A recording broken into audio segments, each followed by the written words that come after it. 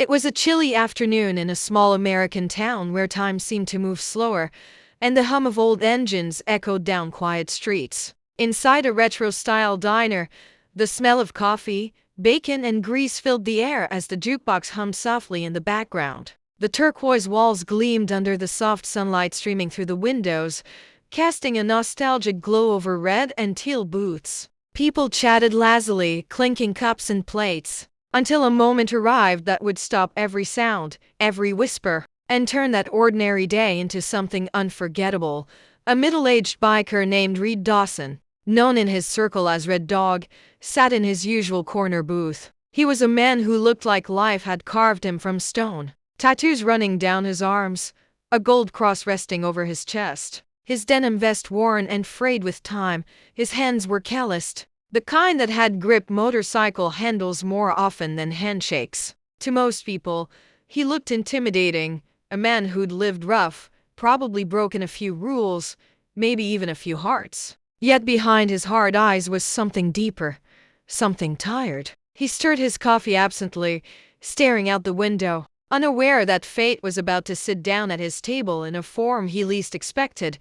If you believe that kindness can still exist in unexpected places, if you believe second chances can come from the most unlikely people, then pause this video for a second. Like, comment, share, and subscribe to channel. Your support keeps these stories of real humanity alive. That's when she walked in, or rather stumbled in. A thin woman, maybe in her late 20s, wearing an old gray sweater that hung loose over her frail body. Her jeans were torn, her shoes mismatched. In her arms, she held a little girl, no older than 3. The child's hair was tangled, her cheeks pale from the cold. The mother's eyes scanned the diner quickly, not for a seat, not for a menu, but for something else, for a sign of mercy. The waitress behind the counter gave her a cautious glance but didn't move. Customers turned their heads briefly before going back to their meals. Only Reed noticed how tightly the woman held her daughter, whispering softly to keep her calm. She walked slowly toward his table, every step weighed down by fear and hesitation. Then, instead of sitting, she lowered herself to her knees beside the table, a gesture that caught the attention of everyone nearby. Her voice trembled as she looked at the plate in front of him. The biker had barely touched his fries and steak, and steam still rose from his coffee cup. Her lips parted slightly, her hand trembling as she pointed toward the food. "Can I take the leftovers for my daughter?" she whispered. No one breathed. The chatter stopped. Even the jukebox's hum felt distant. Reed stared at her, speechless. The child in her lap pressed her face against her mother's chest, clutching the thin fabric of her sweater. The woman's eyes were red, not just from hunger, but from the humiliation of asking. Reed looked down at his plate, then back at her. He could feel something shifting inside him, something he hadn't felt in years. Guilt, compassion, maybe both. Reed had been many things in life.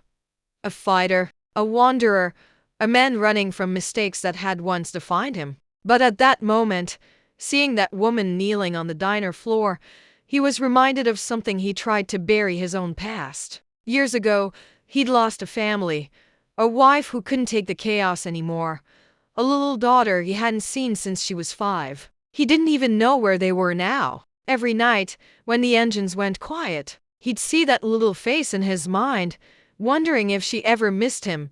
And now here was this woman asking for food, not for herself, but for a child, the same way his little girl might have needed help once. And he hadn't been there. Without a word, Reed stood up. The woman's eyes widened, thinking she had angered him. Instead, he pushed his plate gently toward her and walked over to the counter. Everyone's gaze followed him as he spoke quietly to the cook, who nodded. Moments later, Reed returned, carrying 2 takeout boxes filled with warm food and a bottle of milk. He knelt down beside the woman, lowering himself to her level. A rough, tattooed biker on his knees on a diner floor, face to face with a mother and child. "This isn't leftovers," he said softly, his voice steady but full of emotion. "This is fresh, and there's more for tomorrow." He placed the boxes in her hands, then reached into his vest pocket and pulled out a small folded bill, enough for a week's worth of meals. The woman's lips quivered. She looked down at the food, then up at him, tears spilling over her cheeks. Why? Why would you help me? She whispered. Reed looked at the child nestled against her chest and said quietly, because once I couldn't help mine. For a long moment, there was silence. The entire diner watched as the woman clutched the food and money against her chest, whispering thank yous that trembled with gratitude. The other bikers, sitting a few booths away, turned their eyes down, some swallowing hard, some pretending not to wipe their faces. Even the waitress, who had stayed still before, now came over and offered a warm cup of cocoa to the little girl. Reed sat back down slowly, his heart heavy yet lighter than it had been in years. He watched a woman leave, her daughter in her arms, her eyes brighter than when she entered. The sound of the diner returned, faint murmurs, clinking dishes, but something had changed. Kindness had filled the room like sunlight breaking through clouds after a storm. He looked out the window again, the reflection of the departing mother faint against the glass. For the first time in a long time, Reed smiled, not the tough biker smirk people were used to, but a quiet, genuine smile of a man who had just found a piece of himself again. That night, as he rode his motorcycle home under the fading light, Reed felt something warm in his chest. Maybe it was hope, maybe forgiveness. The wind whipped past him, carrying away the years of regret he'd worn like armor. Somewhere out there, he hoped his daughter was safe, maybe even being cared for by someone kind, someone who believed that a single act of compassion could change everything.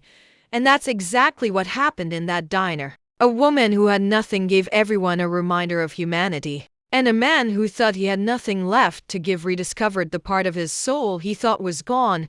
If this story touched your heart, please take a moment to like, share, and subscribe to channel. Because sometimes all it takes is one act of compassion to change a life forever. Before we end, I'd love to hear from you. What would you have done if you were in that biker's place? Comment below. Your words might just inspire someone watching right now. As the neon lights flickered outside the diner that evening, no one who had been there forgot what they'd witnessed. A single question, a single plate of food, and a silence that spoke louder than any words ever could.